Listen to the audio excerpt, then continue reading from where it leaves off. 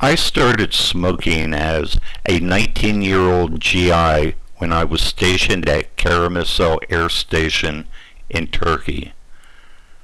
I started smoking because I didn't much care for the taste of alcohol back then, and because we drank while playing cards, drank at the Airmen's Club, drank at flight parties, and drank a lot in the pavilions of Bursa and Istanbul, I quickly learned that smoking a cigarette would help cut the taste of alcohol.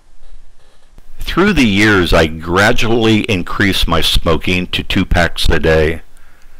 Quitting was always in the back of my mind, though. It was an option that I had for when the time was right for me.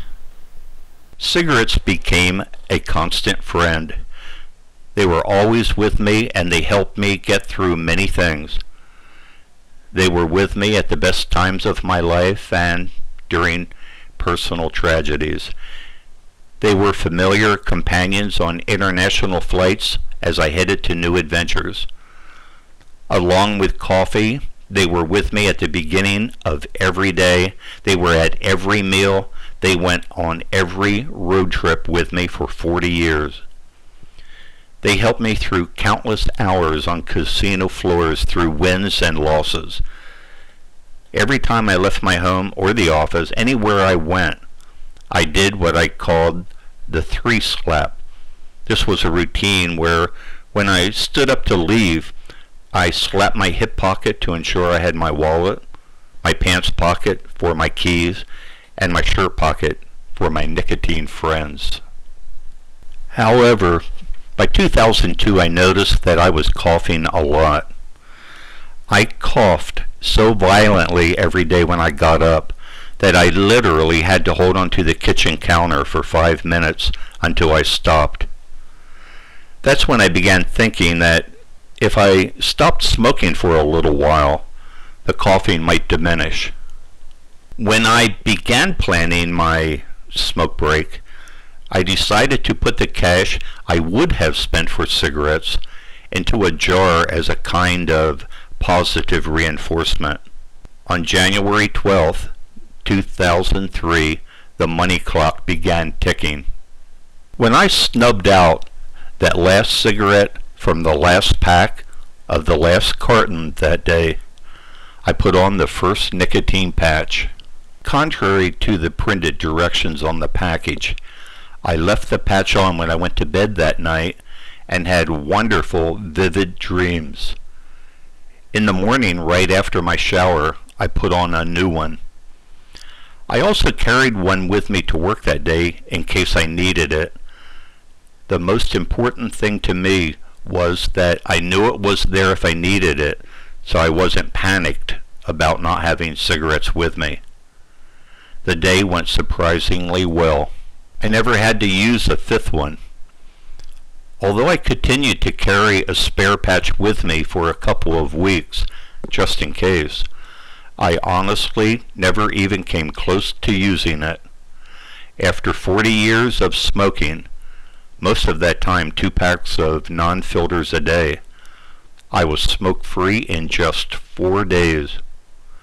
Nobody was more amazed than I. My weight didn't change at all.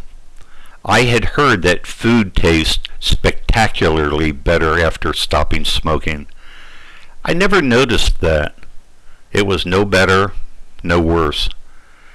I heeded, though, the warnings about idle hands and boredom, so I kept myself occupied at home so I wouldn't be tempted to smoke for something to do.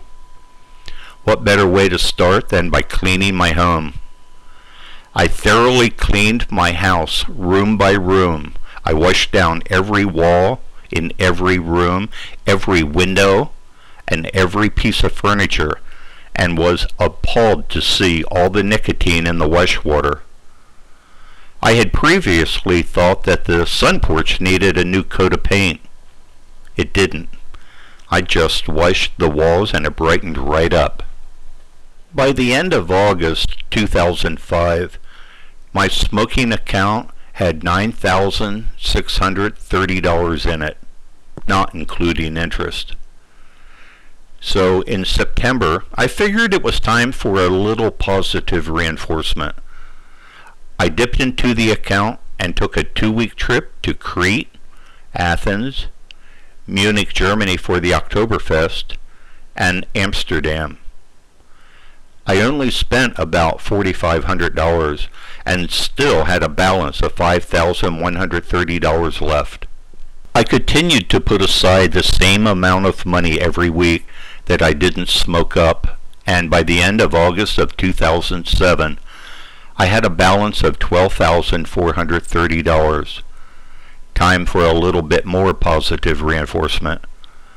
In September, I went back to Europe, this time taking a 3-week trip through Greece, Turkey, Romania, Hungary, Germany, Luxembourg, Belgium, and Amsterdam again.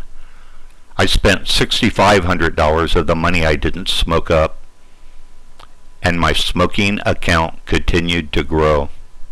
Finally, in August of 2009, I closed the account. I had no more need for positive reinforcement.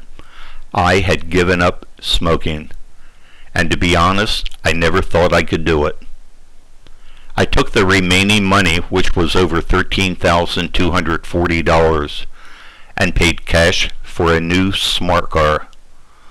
The balance of my smoking account when I closed it was almost exactly to the dollar as the price of the new car. I took it as a sign. Oh yeah, I don't cough anymore.